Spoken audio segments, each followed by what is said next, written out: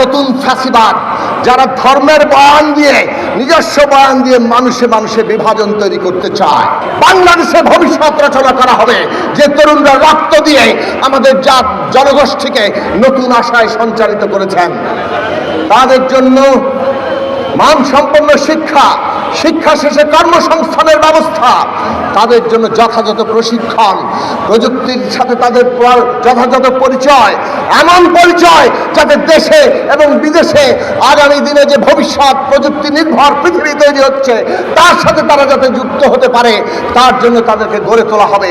পুরো শিক্ষা ব্যবস্থা, পুরো প্রযুক্তি প্রশিক্ষণ ব্যবস্থাকে সারা দেশ পায় সেইভাবে গড়ে তোলার উদ্যোগ নেওয়া হয়েছে। অচিরেই সেটা কার্যকর হবে, ইতিমধ্যেই সেটা কার্যকরের পথে গিয়েছে। আমরা বলেছিলাম দেশে বিনিয়োগ নির্ভর, উৎপাদনমুখী এবং কর্মসংস্থানমুখী একটা অর্থনৈতিক ব্যবস্থা গড়ে তোলা হবে। তার জন্য দেশের প্রথম কাজ হচ্ছে জ্বালানি নিরাপত্তা তৈরি করা। আমদানি নির্ভর জ্বালানি নীতির পরিবর্তে একটা আত্মনির্ভর জ্বালানি নীতি তৈরি করা হয়েছে। আমরা নবায়নযোগ্য জ্বালানিতে গিয়েছি। আমরা বাংলাদেশের গ্যাস ক্ষেত্র যাতে সম্পূর্ণভাবে আমাদের অনুসন্ধান করে আমরা আমাদের গ্যাস উত্তোলন করতে পারি তার উদ্যোগ নেওয়া হয়েছে।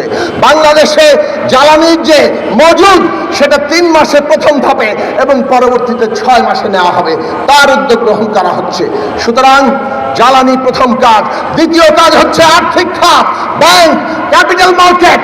এই দেশের সকল আর্থিক খাতকে পর্যদস্ত করে লুটে পুটে খেয়ে ওই ফ্যাসিস্টরা তারা 28 লক্ষ কোটি টাকা পাচার করে দিয়েছিল। পুরো আর্থিক খাতে সুশৃঙ্খলা এনে এই দেশে এমনভাবে বিনিয়োগের উপযোগী আর্থিক নীতি এবং আমাদের কর নীতি সেভাবেই তৈরি করা হচ্ছে যাতে করে এই দেশের শিল্প উৎপাদন তারা সুরক্ষা পায়। বন্ধুরা আমার, একই সাথে ব্যবসা বাণিজ্য যাতে সহজ হয়, ব্যবসা বাণিজ্য যাতে কম সাশ্রয়ী হয়, তার জন্য উদ্যোগ গ্রহণ করা হয়েছে। আমরা পরিষ্কারভাবে বলেছিলাম সমস্ত উন্নতি, প্রাণ, প্রকৃতি, পরিবেশ রক্ষা করে আমাদেরকে এগোতে হবে।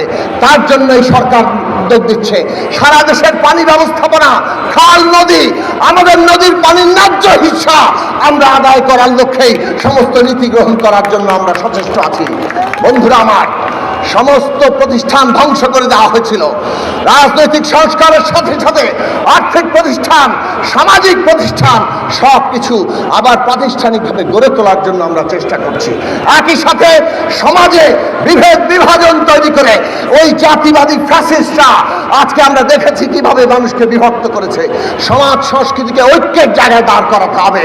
সরকার সেই উদ্যোগ গ্রহণ করছে। এই লড়াই, এই উদ্যোগ যতক্ষণ চলবে জনসংহতি আন্দোলন তার সাথে আছে। আমরা পরিষ্কারভাবে বলেছি জনগণের দাবি, জনগণের আকাঙ্ক্ষা আমাদের রাজনীতির প্রধান নিয়ামক। এই আকাঙ্ক্ষার উপর দাঁড়িয়েই আমরা আমাদের অবস্থান নির্ধারণ করব। আগামী দিনে বাংলার মানুষ, বাংলাদেশের মানুষ সেই জিনিস দেখবে এবং বাংলাদেশের মানুষের লড়াইয়ের সাথে আমরা আছি।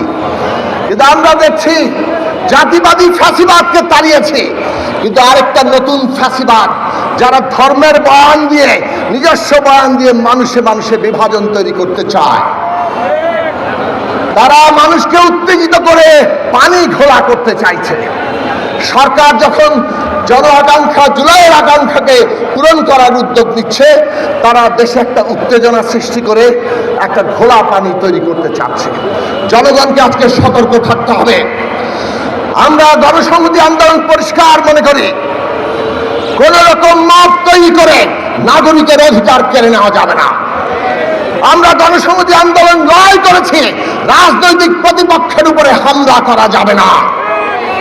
আমরা গণসংহতি আন্দোলন পরিষ্কার লড়াই করেছি, দেশের সকল নাগরিকের মর্যাদা লড়াই করতে হবে।